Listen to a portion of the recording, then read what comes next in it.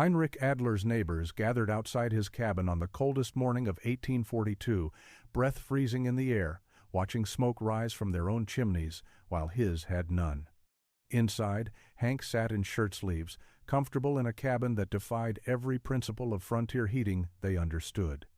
Before we continue, let us know where you're watching from, and if stories of frontier innovation move you, subscribe, because tomorrow's tale is even more remarkable than this one. The winter of 1841 struck the Appalachian settlements with unusual cruelty.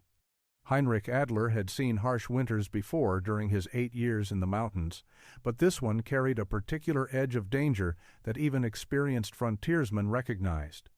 Temperatures dropped earlier than normal in November and never truly recovered.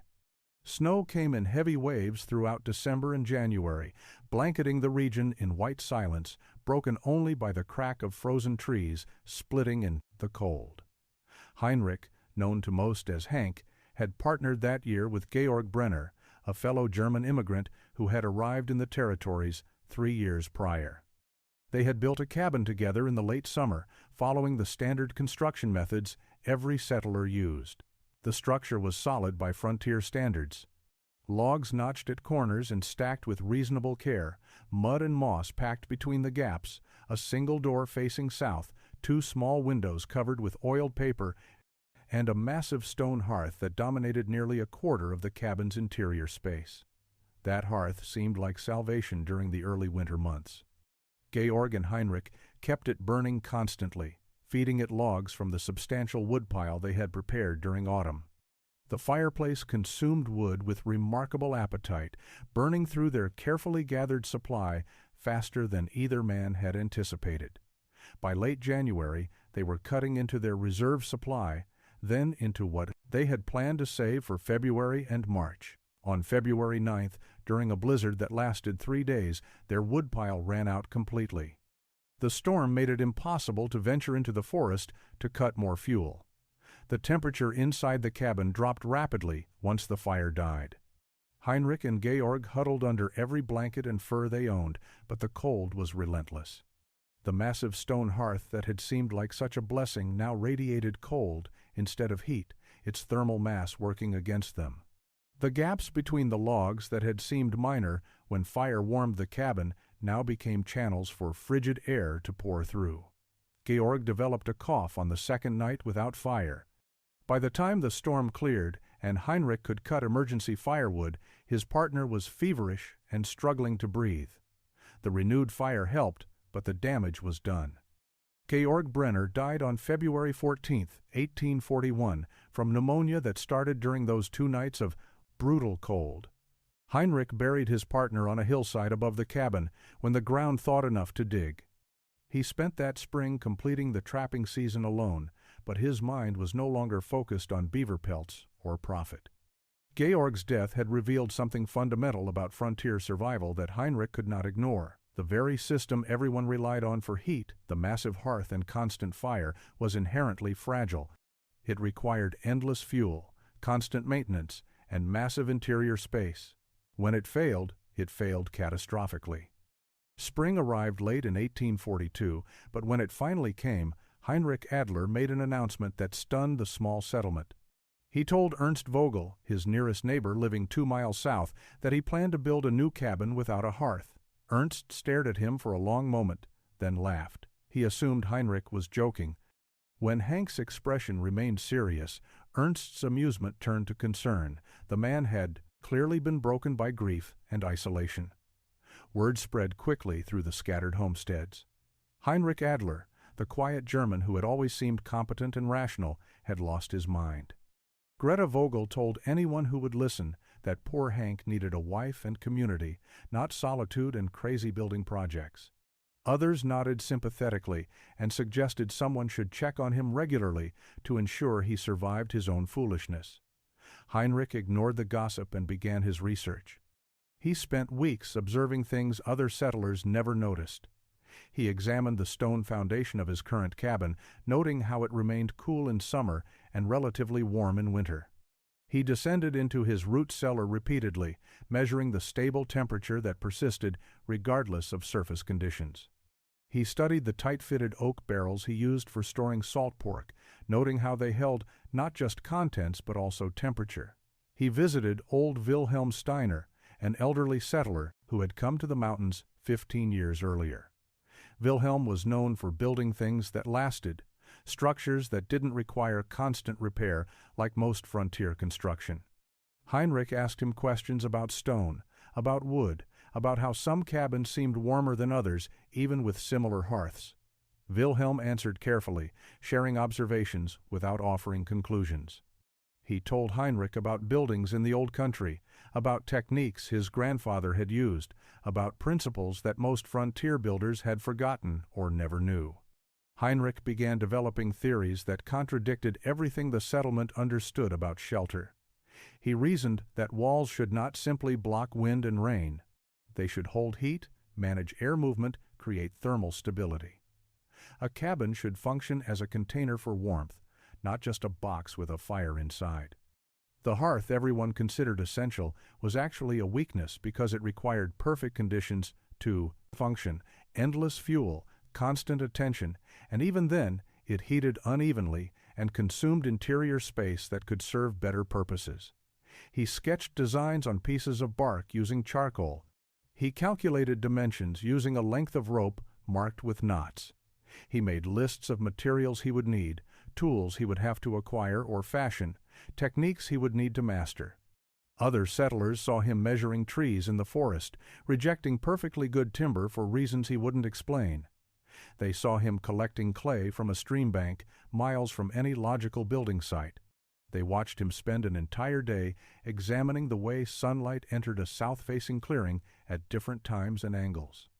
Ernst Vogel declared that Heinrich was building a monument to his dead partner's memory, some kind of elaborate grave marker that would bankrupt him and leave him without proper shelter when winter returned. Heinrich began construction in early June of 1842, and from the Sestrad first day, everything about his approach seemed wrong. He selected a building site on high ground with clear southern exposure, which made sense, but then he spent 2 full weeks just preparing the foundation. He dug a shallow trench around the entire perimeter and filled it with carefully selected stones, creating a level base that most settlers would consider a waste of time and effort. The log selection process bordered on obsessive. Heinrich walked through the surrounding forest marking trees, then returning days later to mark different ones after reconsidering. He wanted logs of nearly identical diameter, approximately 11 inches, with minimal taper and straight grain. He rejected trees that other builders would consider premium timber because of minor irregularities only he seemed to notice. Ernst Vogel, watching this process during one visit, told Heinrich he was being ridiculous. Any reasonably straight log would work fine for cabin walls. When Heinrich finally began cutting and hauling logs, he did something no one had seen before. He stripped every single log completely bare using a draw knife, removing all bark and shaping the surface until it was smooth. The process was brutally time-consuming. Each log required hours of work. Ernst calculated that Heinrich was spending more time preparing one log than most men spent building an entire wall section. The real shock came when people saw Heinrich's window design. He wasn't cutting simple openings through the wall. He was constructing deep wooden cavities, box-like structures that extended a full 12 inches through the wall thickness. Each cavity required heavy timber framing, careful joinery, and additional planking to create what looked like wooden tunnels. Ernst stood watching one afternoon and finally asked what possible purpose these strange boxes served. Heinrich simply said they were windows and continued working. The placement made even less sense. Heinrich positioned these elaborate cavity windows approximately 3 feet from the ground at thigh height when standing. Every frontier cabin had windows at eye level or higher for visibility and defense. Windows placed low were vulnerable to snow blockage, animal damage, and served no practical purpose anyone could identify. Ernst declared the design proof positive that grief had destroyed Heinrich's judgment. Greta Vogel visited in late July and watched Heinrich fitting logs with excruciating precision. He would set a log in place, mark it, remove it, shave the contact surface with his draw knife, test fit it again, and repeat the process until satisfied. Sometimes a single log took an entire day to fit properly. She asked him gently if he had considered that winter would arrive whether his cabin was finished or not. Heinrich nodded, but didn't change his pace. The chinking mixture Heinrich prepared was equally strange. He spent 3 full days cooking a combination of clay, lime, pulverized charcoal, and animal fat in a large iron pot. The resulting paste smelled terrible and looked worse, but Heinrich packed it between his carefully fitted logs with the same obsessive attention he applied to everything else. By August, Heinrich's cabin walls were barely waist-high, while his neighbors had completed entire structures in the same time frame. The settlement consensus was that Hank would be sleeping in an unfinished cabin come winter, probably freezing to death in the monument to stubbornness he was building. Ernst stopped offering advice and simply shook his head when Heinrich's name came up in conversation. The wall construction continued at its glacial pace. Each log Heinrich placed underwent the same rigorous process. After stripping the bark completely, he used his draw knife to shape the top and bottom surfaces where the log would contact its neighbors. This wasn't the rough shaping most builders did. Heinrich worked each contact surface until it was nearly flat, creating a fit so tight that, when he pressed 2 logs together, almost no gap remained visible. The chinking process was equally meticulous. Heinrich's clay mixture, which he continued preparing in small batches throughout the summer, had properties unlike standard mud chinking. The lime made it caustic and difficult to work with, burning his hands despite the animal fat he added for workability. The pulverized charcoal gave it a dark gray color and seemed to add structure. He packed this mixture into the minimal gaps between logs while it was still warm and pliable, pressing it deep into any space he could find. As the mixture dried over the following days, it hardened into something remarkably durable. Unlike mud chinking that cracked and fell out with the first hard frost, Heinrich's compound remained flexible enough to accommodate minor wood movement while maintaining an airtight seal. He tested sections by trying to insert a thin blade between the logs. When he couldn't, he moved on. When he could, he removed the chinking and reapplied it until satisfied. Old Wilhelm Steiner visited every week, sometimes twice. He never offered commentary or advice, just watched Heinrich work with an expression that might have been approval or might have been concern. Once, in late August, Wilhelm ran his hand along a completed wall section and nodded slowly. That single gesture gave Heinrich more confidence than any verbal encouragement could have provided. The corner construction abandoned traditional notching entirely. Heinrich extended each log past the corner intersection by 18 inches, creating overlapping extensions that stuck out from the cabin at odd angles. He drilled holes through these overlapping sections using an auger bit, then drove wooden pins through multiple logs simultaneously. The pins locked the logs together in a rigid grid that couldn't shift or settle. The protruding log ends looked strange, almost comical, but the corners were solid as stone. Friedrich Werner, a traveling merchant who supplied the scattered settlements, stopped by in early September. He examined the walls with genuine curiosity, noting the tight fit and unusual corner design. He asked Heinrich what he was building. Heinrich replied simply that it was a cabin. Friedrich looked at the deep window cavities and low placement, then at the obsessively fitted walls, and said he had never seen anything remotely similar in 20 years of frontier travel. The deep-set window cavities consumed most of September. Heinrich built them with the same obsessive precision he applied to every aspect of the cabin, but these structures seemed to defy any logical purpose. Each cavity required massive timber framing, far heavier than necessary for a simple window opening. He selected dense oak for the frames, timber that was difficult to work but incredibly strong and stable. The frames themselves were architectural puzzles. Heinrich cut mortise and tenon joints to connect the heavy timbers, creating rigid boxes that would be set into the wall openings. Each frame was 12 inches deep, matching the full thickness of the cabin wall. The interior dimensions were small, roughly 10 inches by 14 inches, barely large enough to admit meaningful light. But the construction was absurdly robust, built as if these tiny windows needed to support the entire structure. Friedrich Werner returned in mid-September with supplies Heinrich had ordered from the settlements to the east. Friedrich unloaded sacks of lime, iron hinges, and thick glass panes that had cost Heinrich a significant portion of his trapping profits. The merchant examined the window frames Heinrich had completed and asked directly how anyone could see out of wooden tunnels. Heinrich explained that the depth would serve a purpose Friedrich would understand come winter. The merchant remained skeptical but wished him well. After setting the heavy oak frames into the wall openings, Heinrich lined each cavity with additional planking. He fitted thin boards along the top, bottom, and sides of each cavity, creating a completely enclosed wooden chamber between the exterior and interior faces of the wall. The result looked like a wooden telescope or tunnel, a boxed passage through the wall rather than a simple opening.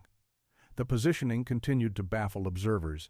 3 feet from the floor meant these windows were too low for comfortable viewing while standing, too high for use while seated. They served no defensive purpose at that height. Snow accumulation would block them completely during heavy weather.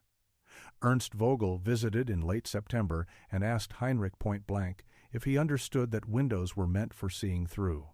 Heinrich replied that these windows would do what they needed to do. Inside each cavity, Heinrich installed shutters made from thick pine planks reinforced with iron brackets. The shutters were hinged on the interior and could be secured with a wooden bar. Behind the wooden bar, shutters, he fitted the expensive glass panes Friedrich had delivered, setting them in frames with careful putty work. The glass was positioned at the exterior face of the cavity, meaning the entire 12-inch depth of the wooden chamber sat between the glass and the interior shutter. Greta Vogel came by in early October with bread and asked if Heinrich would reconsider the design before winter arrived. She meant well, genuinely concerned he had created something that wouldn't function. Heinrich thanked her for the bread and continued fitting the final window cavity. He had 4 completed, positioned on the south and east walls where sun would strike them most directly during winter months. The first hard cold snap arrived on October 12, 1842. Temperatures dropped overnight, and by morning, frost coated everything. The scattered settlement families lit their hearth fires, feeding split wood into the massive fireplaces that dominated their cabins. Smoke rose from chimneys across the valley, as families began the daily ritual that would continue until spring, the constant feeding and tending of fires that kept frontier cabins marginally habitable. Heinrich Adler's cabin had no chimney, no smoke rose from his roof. Ernst Vogel noticed this immediately and felt genuine alarm. Whatever foolishness Heinrich had committed during construction, Ernst didn't want the man to freeze to death, proving a point. He mentioned it to Greta, who agreed they should check on their neighbor despite his stubborn refusal to accept advice. Ernst, Greta, and Klaus Richter, another nearby settler, arrived at Heinrich's cabin around midday. They knocked and waited. Heinrich opened the door, wearing a simple wool shirt with no coat or heavy layers. The interior of the cabin was visible behind him, and the visitors immediately noticed something impossible. There was no hearth, no fireplace, no stove, no visible source of heat anywhere in the single-room structure, yet the air that drifted out through the open door felt noticeably warm. Ernst asked directly if Heinrich was well. Heinrich replied that he was comfortable and invited them inside. The 3 visitors entered cautiously, expecting to find the interior as cold as their own cabins were before fires got going each morning. Instead, they found the space genuinely warm, not blazing hot like a cabin with a roaring fire, but consistently, evenly warm throughout. Klaus walked to the center of the room and turned slowly, searching for the heat source he knew must exist somewhere. There was nothing. No fire pit, no hidden stove, no smoldering coals. The strange low windows with their deep wooden cavities were closed, shutters latched. The walls showed no sign of concealed heating systems. Greta touched one of the interior walls tentatively, half expecting it to be hot. It was slightly warm to the touch, but not uncomfortably so. Ernst demanded an explanation. Heinrich smiled, but offered none. He simply asked if they would like coffee, which he had warming in a pot suspended over a small cooking fire outside the cabin. The visitors declined, too confused to accept hospitality. Ernst asked again, more insistently, how the cabin maintained warmth without fire. Heinrich replied that the design worked as intended and changed the subject. The three neighbors left more puzzled than when they arrived. Ernst was convinced Heinrich had a fire hidden somewhere, perhaps in a basement chamber, though they had seen no evidence of excavation during construction. Klaus thought perhaps the thick walls and tight construction simply held warmth better than standard cabins. Greta said nothing but wondered if Heinrich had discovered something the rest of them had missed. That evening, Ernst told several other families that Heinrich was definitely hiding something, probably underground, and would eventually reveal his secret when pressed by winter's full force. January of 1843 brought the storm everyone had feared. It began on the evening of January 16th with light snow that seemed unremarkable. By midnight, the wind had risen to a howl and snow fell so heavily that visibility disappeared completely. The blizzard continued without pause for 3 full days and nights, burying the settlement under drifts that reached above door height in places. Inside the scattered cabins, families fought to maintain their hearth fires against the brutal cold. Ernst Vogel's household burned through wood at an alarming rate. Despite a roaring fire that consumed logs as fast as Ernst could feed them, cold air poured through gaps in the log walls. The massive stone hearth, which should have radiated warmth, couldn't keep pace with the heat loss. Greta and their 2 children huddled near the fire wrapped in every blanket they owned, but their backs remained cold while their faces nearly blistered from the flames. Klaus Richter faced a worse situation. His family had 5 children, and his cabin was slightly smaller than the Vogels. The hearth fire blazed constantly, but maintaining it required wood faster than Klaus had anticipated when calculating his winter supply. By the second day of the storm, he realized with growing horror that his carefully stacked woodpile was depleting far too quickly. He tried rationing the fire, letting it burn lower, but the cabin temperature dropped so rapidly that his youngest child began showing signs of dangerous cold. On the 3rd morning, Klaus burned his last logs. He tried breaking up a spare chair to feed the fire, then part of a table, but furniture didn't burn long or hot enough to matter. The hearth fire died by midday on January 19th. The cabin's interior temperature plummeted. The massive stone hearth became a cold sink, its thermal mass now working against the family, radiating cold instead of heat. Klaus wrapped his children in every piece of fabric available and made a desperate decision. The storm was still raging, but Heinrich's cabin was only a mile away. If Ernst was right, and Heinrich had some hidden heating system, perhaps he would shelter them until the weather cleared. If Heinrich's cabin was as cold as Klaus's was becoming, at least they would freeze together rather than Klaus watching his children die one by one. The journey through waist-deep snow took nearly an hour. Klaus carried his youngest 2 children, while his wife and older children struggled behind him. They arrived at Heinrich's door exhausted and already dangerously cold. Klaus pounded on the door with numb fists, praying Heinrich would answer. Heinrich opened the door immediately. Warm air rolled out into the frigid exterior. He took in the situation instantly and pulled the family inside without questions. Klaus's wife began crying as the warmth surrounded them. The children, too cold to speak, simply stood shivering while Heinrich wrapped them in dry blankets he had ready. Klaus looked around the interior, desperately, searching for the fire that must exist, and found nothing but impossible warmth. Klaus and his family spent 20 minutes simply warming themselves before anyone spoke. Heinrich prepared hot broth from supplies he had ready and made the children drink it slowly.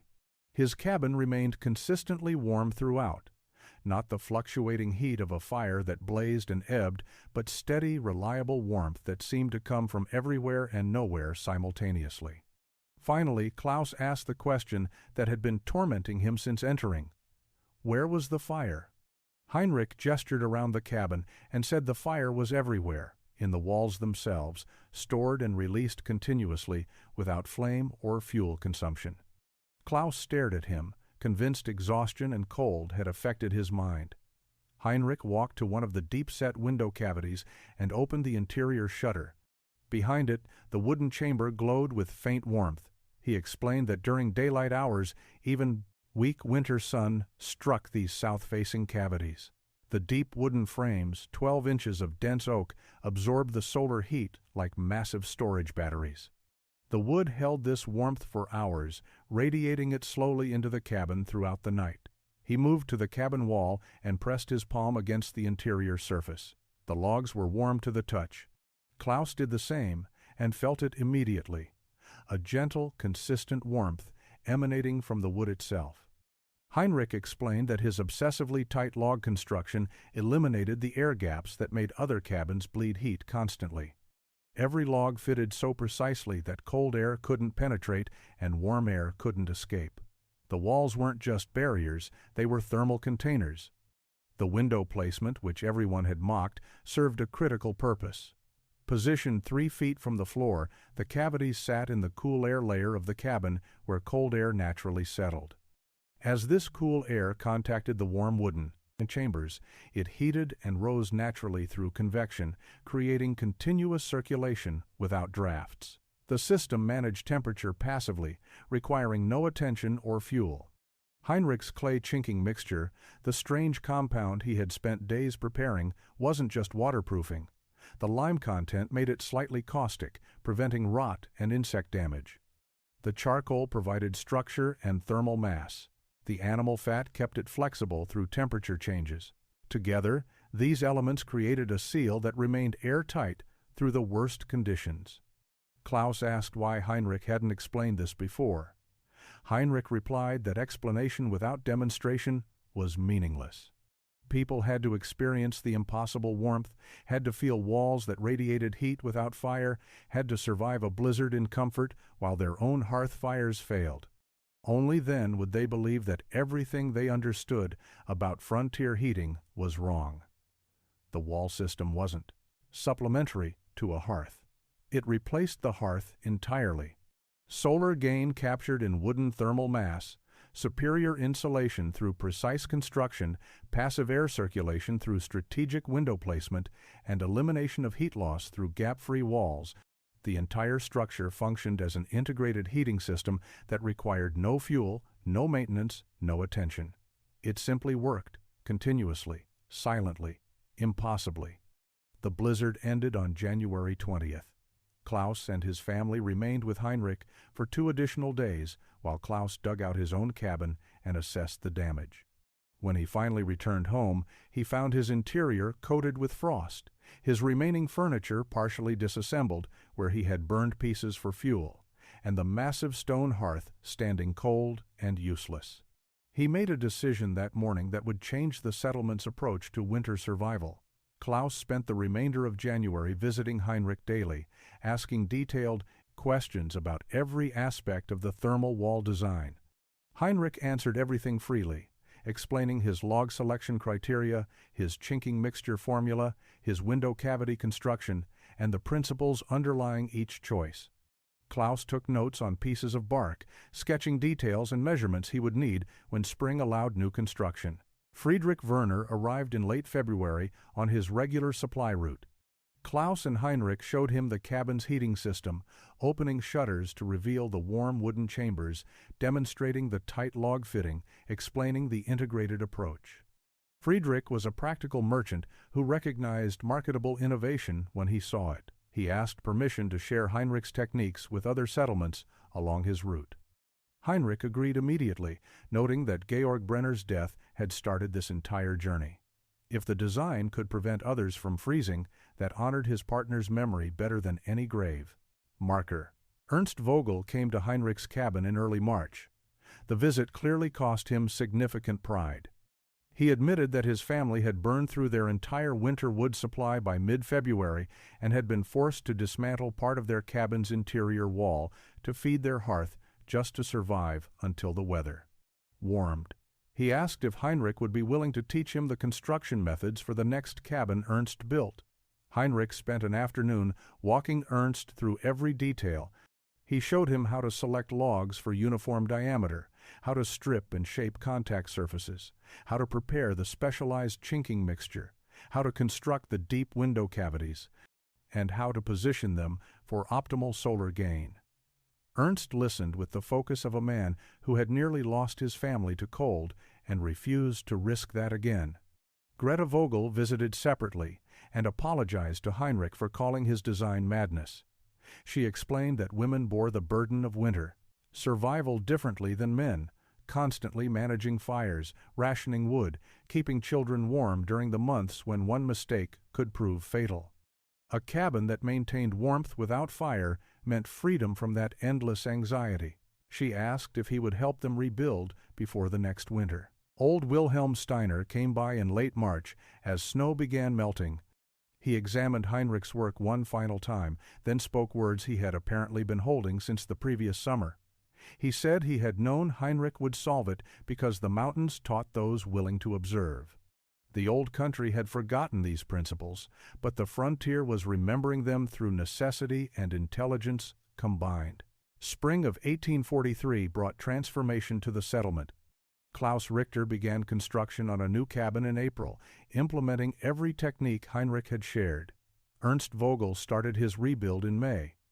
By summer's end, 4 families were building using Heinrich's thermal wall design, and Friedrich Werner had spread word to settlements across 3 valleys. The innovations that neighbors had mocked 12 months earlier were now being adopted with the fervor of converts who had nearly died learning their lesson. The construction boom continued through 1844 and 1845. 12 cabins in the immediate region incorporated Heinrich's methods, though few builders achieved his obsessive precision. Most managed adequate versions, tight enough log construction, and deep enough window cavities to provide significant improvement over standard frontier building. The phrase "Adler tight" entered local vocabulary, describing construction that eliminated gaps completely. Builders who achieved this standard commanded respect and could charge premium prices for their work. The impact on winter survival became measurable by 1846. Settlement mortality from cold-related causes dropped dramatically. Families using thermal plan wall designs consumed roughly 60% less firewood than those with traditional hearth-dependent cabins. This reduced wood-gathering labor significantly and decreased the catastrophic risk of running out of fuel during severe weather. Women reported decreased anxiety about winter preparation and daily fire management. Children grew up in more consistently warm environments, reducing illness from temperature fluctuation and cold exposure. Heinrich's innovation spread beyond residential construction. A trading post built in 1847 used thermal wall principles for its main structure. The U.S. Army, establishing a small outpost in the region in 1849, consulted with Heinrich directly about construction methods for their most critical buildings. His techniques were documented in letters and journals that traveled east, influencing frontier building practices across multiple territories. The theoretical understanding of why the system worked remained limited. Few frontiersmen could explain thermal mass, convection, or passive solar gain in technical terms, but they understood empirically that walls built Heinrich's way stayed warm, that deep wooden window chambers captured something valuable from sunlight, and that eliminating gaps mattered more than most builders had believed. Practical knowledge spread through demonstration and replication even without scientific explanation. Heinrich married in 1848 a widow named Anna who had lost her husband to a logging accident. They raised 3 children in the thermal wall cabin, which required almost no maintenance over 2 decades of continuous occupation. Heinrich continued trapping periodically but spent increasing time helping neighbors with construction projects, sharing his techniques freely with anyone willing to learn and apply them properly. He died in 1868 at age 54 from injuries sustained when a horse kicked him during what should have been a routine task. He was buried next to Georg Brenner on the hillside above where their original cabin had stood. His thermal wall cabin remained occupied by Anna and their children, still warm, still solid, still proof that understanding heat flow mattered more than feeding flames, and that one man's obsessive pursuit of a better solution could change how an entire region survived the wilderness.